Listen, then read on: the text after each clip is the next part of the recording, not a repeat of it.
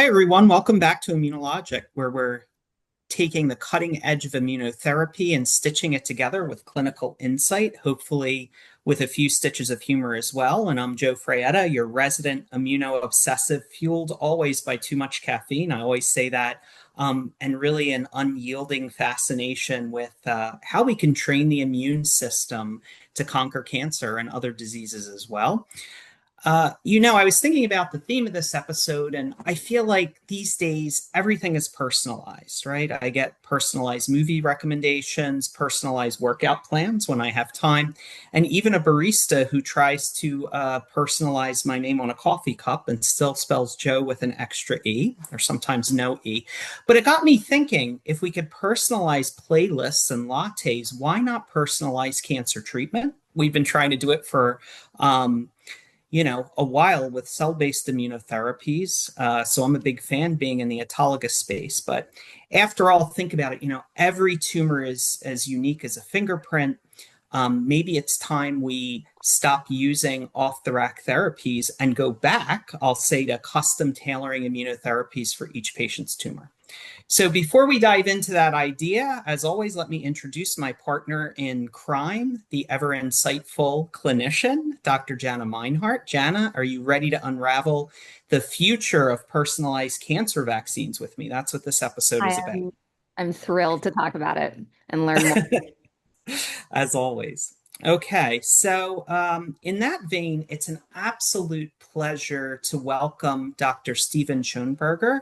Stephen, I've known him for a while. As a student, I think we met at one of those immunology crossroads meetings that you organize. I think they're still every 3 years. And then when I was interviewing for faculty positions, and then of course at the Parker Institute retreats, we've crossed paths again. So Stephen is a renowned translational immunologist who, I think it's fair to say, has been at the forefront of precision cancer immunotherapy.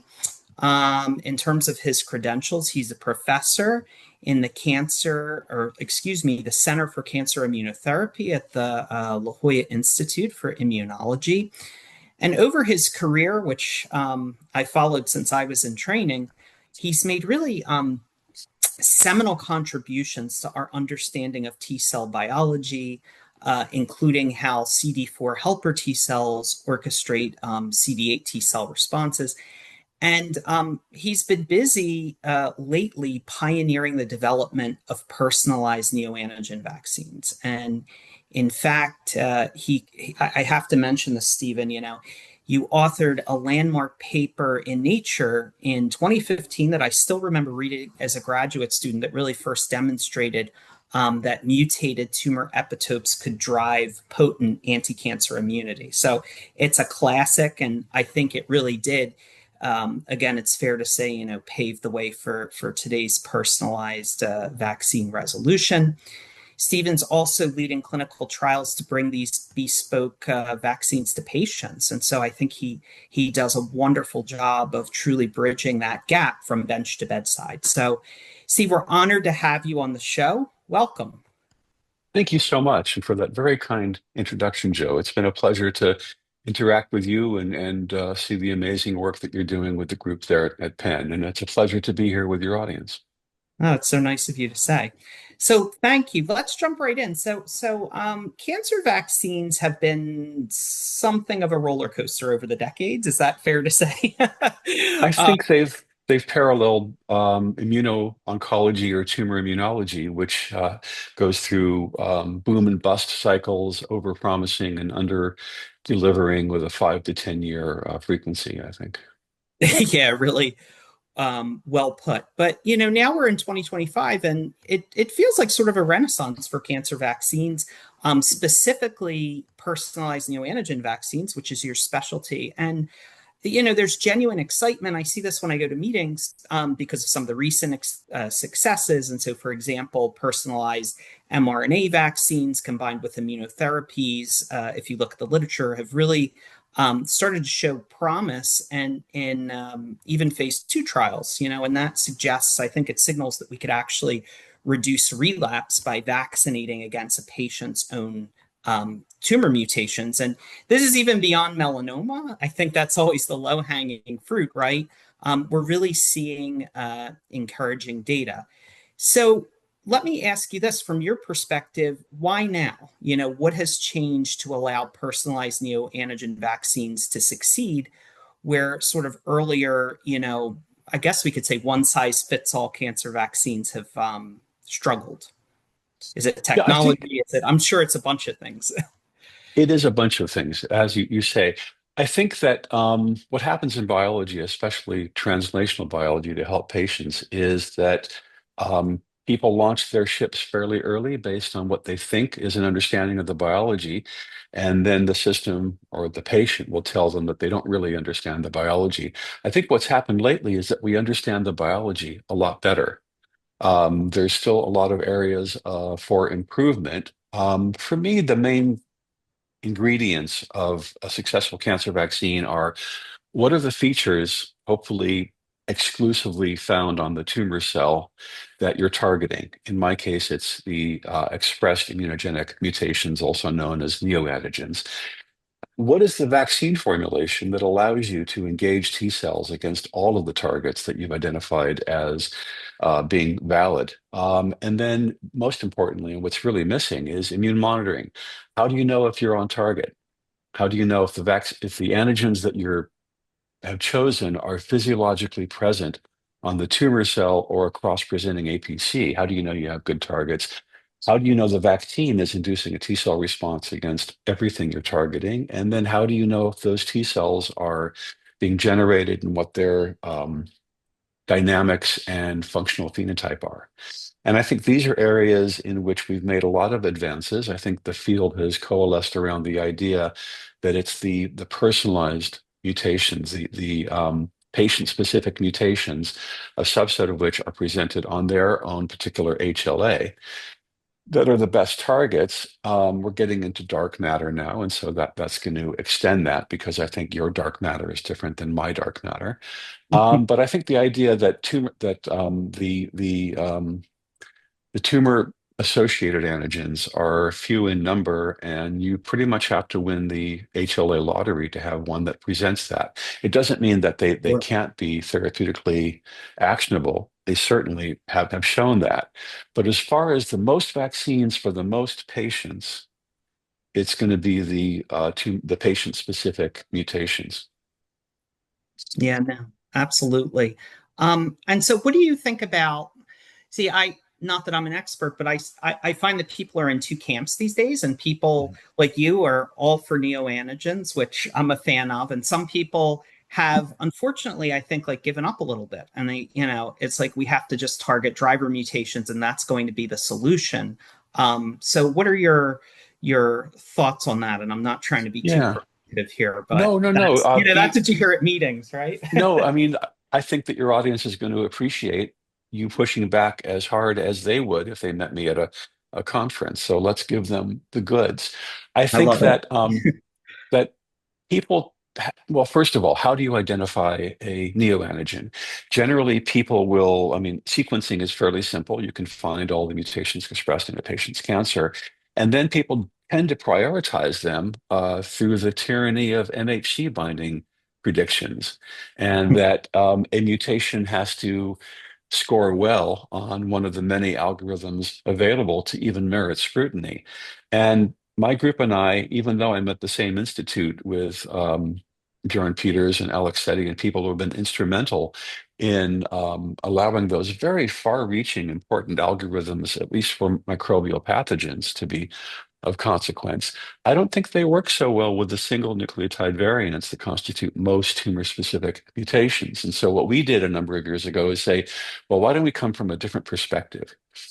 Um, I think that the biology of cross-presentation is missing in a lot of people's understanding of what should be a neoantigen. And by cross-presentation, for people who are not inculcated in immunology the way the three of us are, it is the transport of cell-associated antigen from the site of expression, say a tumor, to the secondary lymphoid organ, let's say a lymph node, by professional APCs that acquire the antigen and then process and present the ingested material to peptides presented on class 1 or class 2 HLA molecules.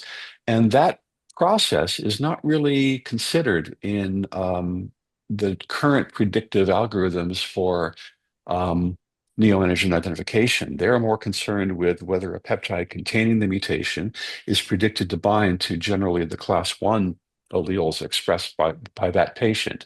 And so what we decided to do is to step back and say, if cross-presentation is ruling all of this, and the output of cross-presentation are neoantigen-specific T cells in the peripheral blood of that patient, why don't we build a platform that can identify those under field conditions? No funny DC, and just things you can routine clinical samples you can routinely obtain, and cultures that you can do at any point of care. And then see whether there are T cells already there in the blood of patients who have cancer that recognize a subset of those mutations, and then go back and say, is there anything bioinformatically knowable from the raw sequencing reads of those mutations?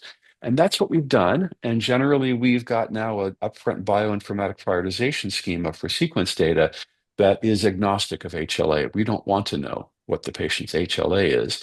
And by looking at the existence of spontaneous physiological T cells generated through cross-presentation, and then looking in more and more patients, we have an upfront bioinformatic prioritization algorithm that has about a very a reasonably high 40-50% PPV. And then we've also added a single cell TCR identification component. And now we can simultaneously, from the same peripheral blood sample, identify T cells that recognize that patient's neoantigens and get the T cell receptors. And this is interesting from a couple of points of view. One is, if you have the repertoire of TCRs that recognize a natural neoantigen, you can do longitudinal immune monitoring from small volume blood samples using amplicon rescue multiplex PCR. And you can have any vaccine or immune intervention, and you can follow the dynamics of those important cells. And second, for people in your line of work, you can isolate and prioritize T cell receptors for TCR engineered adoptive immunotherapy. And I know that's been tried, and usually by companies who have the resources that it takes to do that kind of thing. But I think that by and by, as the field has gotten more accurate and more sophisticated with the physiology of tumor immune responses, we can now do that with neoantigens on a personalized basis and bring that to cell therapy. I think that you're right. People are very excited about the work from the Merck Moderna phase 2, and the work that Kathy Wu has been doing, and including the exciting paper from David Braun and Tony Chihiri's lab on treating metastatic renal cancer in the adjuvant setting. And I think that's the sweet spot for vaccines, is Ah, prevent the tumor from coming back. hmm. No, Can you that's talk a little great. bit more about because I hadn't realized till you mentioned it, I just don't think about antigen presenting cells enough. Mhm. And I don't think about the kind of antigen presentation of different neoantigens. Are there patterns that have emerged in which are able to be effectively um, Yeah, we've so what we do is we will prioritize a set of proteins based on the metadata that come with the raw reads, and we will make peptides, and we'll do a very simple 14-day in vitro stimulation from that patient's peripheral blood, and we'll read that out in a two-color ELISpot assay to say, are there T cells making either interferon gamma or IL-5 already in the blood of that patient?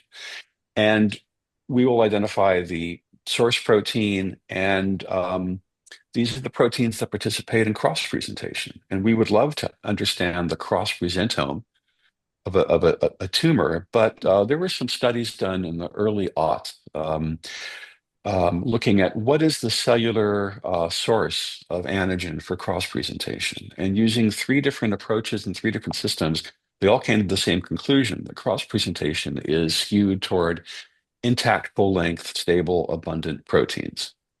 Now, this is important for tumors because not every protein that a tumor might produce is going to fit all of those criteria. It's also important for vaccines because if you're introducing antigen to a patient's immune system, and that's the nature of a vaccine, if it's going to participate in cross-presentation, it has to adhere to those same criteria. And if you're taking a polyepitope vaccine, using little micro domains of 10 to 25 amino acids and stitching them together in a concatenated expression construct, you're making a protein that's never existed in nature. And its ability to be produced, to be stable, to be taken up and acted on by the proteases and cross-presenting APCs, and to liberate each of those epitopes for presentation by class 1 or class 2 is unknown, and it's different for every patient. So this is a level of complexity that people aren't really taking into consideration, but it absolutely guides the success of your vaccine and of your vaccine therapy. And so I'm not surprised when I see the immune monitoring that is coming out in publications where they encoded a large number of antigens, 20 or 34 or whatever, and Mhm. they see a T cell response against one or two. So is that just immunodominance? I mean, right, with these multi-epitope vaccines, is that, the immune system, so to speak, right, is focusing on one or two dominant epitopes and sort of I like think ignoring the rest. I think that's a consequence of what's actually encoded by that polyepitope concatenated vaccine, that you're going to get, as I said, a protein that's never existed in nature, and maybe one or two epitopes are all that you're going to get.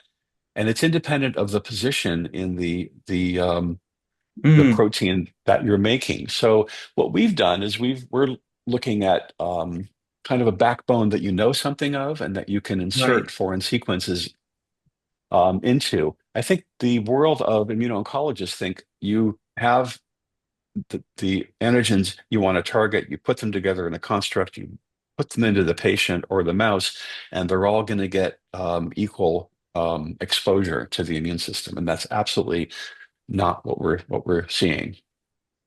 So are you saying maybe we should be, forgive me, this isn't my Mm. area, but just, selecting neoantigens that aren't all similar in like binding properties or spacing out vaccine doses, focusing on maybe subsets of peptides to avoid competition or no? Well, I mean, if you're predicting, then I think maybe that approach works because you know nothing about whether the antigen that Hmm. you're predicting is a physiologic target.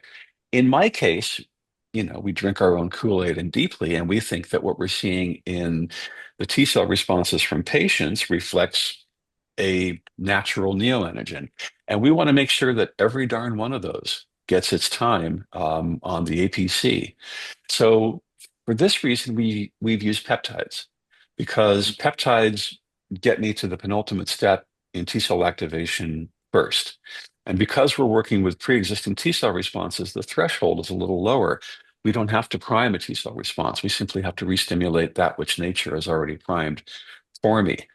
Peptides have their own problems. They don't seem easily scalable to thousands or tens of thousands of patients with current technology, but I never bet against technology, and maybe peptide synthesis will get better. But I think everybody needs to be a bit more thoughtful about what's going in the the genetic vaccine construct. I think we're good at making RNAs that will lead to direct presentation in the cell expressing them. If we could target those to dendritic cells in a very reliable way, that would get us further downfield. What would that look Um, well, I suppose you could use an antibody to target something directly to a dendritic cell. You could use the feature that the DC we like are avid phagocytes. I think there's something in what Caetano Sousa has been working on about the danger one CLEC9A scavenger receptor. So I think those sorts of things could be incorporated. You could also use surface exposed peptide ligands. I mean, there's a number of ways of targeting things to a DC. And you have to make sure that the DC is in an activated state so that the consequence of presentation is induction of an inflammatory effector response rather than reinforcing tolerance. Sure, sure. So in terms of vein to vein time, what is, I mean, the answer, of Yeah, course, is as quickly as possible. And I'm sure it's going to vary by indication, right? So yeah. for example, waiting 6 to 8 weeks for a vaccine can be a problem if a patient's disease is aggressive, but maybe not so much if it isn't. But I think the point is that the timing is critical. So what do you think Yeah, is that's feasible? Yeah. that Billion is the dollar problem. question. And that is why the adjuvant setting is kind of nice because you can have Right. a patient who's going in for either diagnostic biopsy or a therapeutic surgery, and then they're going to come off that and they're going to wait. And I think that unless they have a really quickly recurring aggressive um, cancer, you've got the time to make a vaccine that you can give a couple of months after resection, and that you'll hopefully prevent a recurrence. We're going to be submitting our clinical trial paper soon, and it was very encouraging to see that of 10 patients treated in the adjuvant setting with high risk tumors, they were treated in MRD, NED, but they had a 50% risk of recurrence per year. That of the 10 patients treated, nine of them are still around and doing fine. And these were things like triple negative and sarcomas and kind of aggressive low TMB tumors. So I think that the adjuvant setting is the most appropriate place to evaluate vaccines currently. As far as treating in the metastatic setting, as we've all come to learn, the problem with cancer is cancer. And Yeah. the patient is immunosuppressed, and if they've been on multiple lines of prior treatment, um, it's just a very tough time. And as you know, time is critical. RNA and the genetic vaccines have a leg up there because peptides are slow and the release criteria are slow. But there's a huge unmet medical need, and this is mostly being done by companies now. And I think there's absolutely a critical role for academic translational scientists such as us um, to really have, I like the idea of small signal seeking phase one trials at an academic clinical center. And then you get a rapid readout whether that worked. And that's why the immune monitoring is so critical. Why we like our TCR thing is at least we can follow in real time the dynamics of the cells that matter and find out if that particular intervention is working or where it might need a tweak. Yeah, no, exactly. So do you think, and you sort of alluded to this, with tumors with sort of low mutational burdens, right? That maybe, and I'm working on a study where we sort of have we call it an in situ vaccine approach, right? So Uh-huh. there's a priming step involving checkpoint blockade and subablative radiotherapy. Do you think it's a good idea? And this is for early stage yet high risk disease, breast Yeah. cancer to be specific. So do you think that that's a good idea to just increase the breadth of Yeah. neoantigens that you could target, or do we not need to do that, or is it? Yeah. Yeah, I think that's a great idea because we go to the trouble of sequencing and prioritizing and testing. The tumor itself should be able to vaccinate for the antigens that it um, Hmm. expresses that participate in cross-presentation. But I think if you bring the cross-presenting machinery as close to the tumor as you can, and that's what, some of these things with FLT3 or GM-CSF or things that Or will activate. And there's a whole um, strategy of just messing up the tumor and throwing a bomb in there. And that is a great strategy. Surgeons are aware of this, and they're the ones at the sharp end of the stick, if I can use that metaphor, that are able to, um, heal with steel and then make sure that the antigens they've exposed are presented in the most effective inflammatory context. I love that idea, and put me out of business.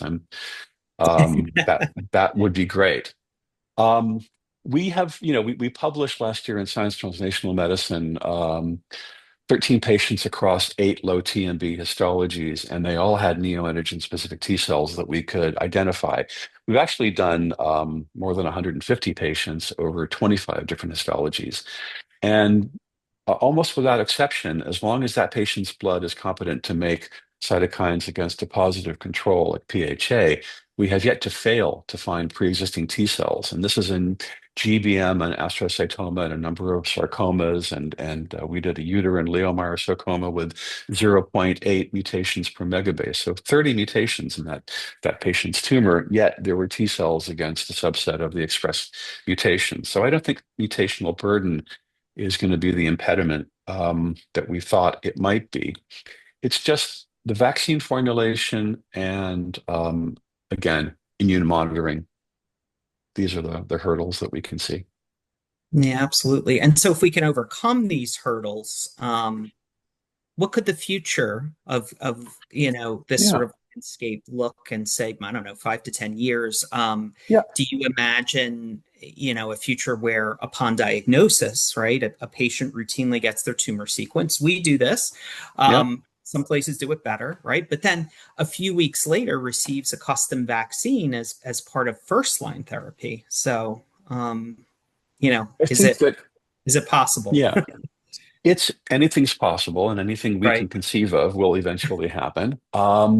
So I think that the idea that whole genome, whole exome, something more than a targeted panel of cancer related genes will become standard of care for getting diagnosis and path analysis of a patient's tumor, where you would normally make slides for um, histological examination. We'll simply know the genome of the cancer and where it differs from the wild type. I think AI and bioinformatics and computation is going to accelerate to the point that we no longer need to do this 14-day stimulation to functionally validate. That's a very 20th century approach that we're still using.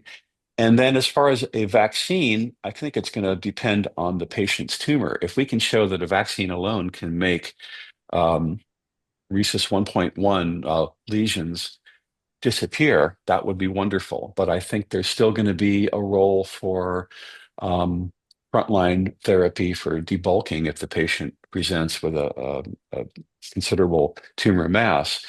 But then to make sure that the tumor doesn't come back, that's where this kind of immunotherapy is going to be critical. I think for debulking, if chemo doesn't work, then it's going to be cell therapy of the type that you guys are working on.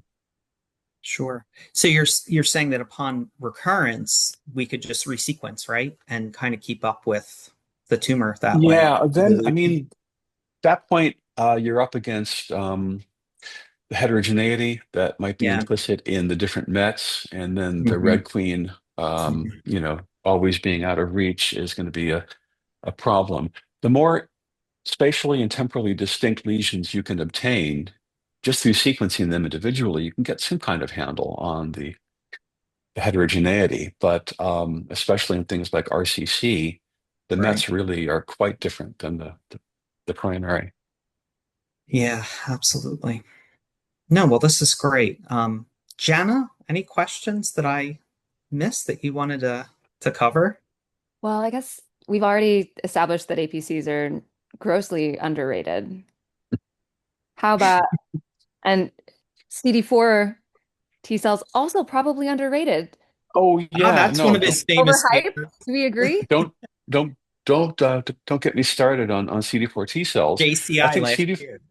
they are. I mean, we focused on CD8s initially because they're easier to work on, and they're not easy to find in humans. But as far as the mouse model that forms um, the research basis of what we're talking about. But CD4 T cells have pleiotropic roles in fighting cancers, not only through direct recognition of that small subset of tumors that are class 2 positive, helping CD8 T cells, inducing tumoricidal macrophages, elaborating cytokines themselves. And I think they are underappreciated. And I like the idea of cell therapy with CD4 T cells. We had a paper a couple of years ago that showed you could transfer a CD4 T cell against a neoantigen expressed by, but not present on, a class 2 negative tumor. And you could make that tumor go away through these other mechanisms. So um, I think that whereas the tumor doesn't need to work too hard to lose an antigen that is recognized by a CAR or a CD8 T cell, if it all goes through cross-presentation, then and the APC is the target of that CD4 T cell, then you're going to be able to help hopefully a polyclonal multi-target CD8 response that the tumor can't easily get away with or from. That's some of my favorite work, I have to admit, from you. I'm a big fan of that. I remember, the paper, like I said, not too long ago, where you had vaccines. I think that included, I have to think, neoantigen epitopes recognized by CD8s alone or CD4s Yeah, alone. But when you had both CD8 and CD4 neoantigens that were sort of physically linked, right? Even in the same vaccine construct, you could yeah, overcome, if I remember, like checkpoint inhibitor resistance. And yeah, what was really impressive in that paper was that you could even eradicate, large established tumors that you don't usually see, that you could do with this sort of approach. yeah. So that was really beautiful work. That was the work of a really talented scientist, Joe Dolina. And what that showed is we need to get the CD4 and the CD8 epitope to the same APC so that it can um, present both and be activated by the CD4 T cell. So the synergy of CD4 and CD8 T cells has been the way the immune system has protected us from microbial pathogens forever. And we should tap into that to fight tumors because what we're trying to do is identify the information implicit in the neoantigen, but present it in the context of a microbial infection. So the immune system recognizes the tumor as an infected tissue that must be gotten rid of. Yeah, absolutely. Goes back to the danger model, which I'm a big fan of. Mhm. I think, Yeah. in immunotherapy, just in general, I don't feel that we're engaging, at least with what we do, the endogenous immune system enough. So, yeah. Well, thanks, Steve, for sharing. As always, when I talk to you, your visionary insights and really deep expertise with us. I certainly learned a lot just in this episode, and it's really been a thrill to explore this topic. And I love this because I think we really went from the fundamental T cell biology that underpins vaccine design to really the pragmatic challenges of tailoring these sorts of treatments for patients to the hopeful horizon of really new technologies that you mentioned. And I know you always say this, but your passion for finding, and I'll quote you, the cure from within in every patient is just absolutely inspiring, and it's really clear to us that work from your lab and others in the field who you mentioned is really bringing that vision closer to reality each day. And to our listeners, thank you for tuning in to this episode of ImmunoLogic. The world of immunotherapy is advancing rapidly. So yesterday's, I always say, the science fiction is today's clinical trial and perhaps even tomorrow's standard of care. So stay curious, keep challenging the status quo, and remember that the immune system still has many secrets that we can harness for healing. So we'll catch you next time as we continue navigating the exciting frontiers of immunotherapy. Until then, be well and stay immunological.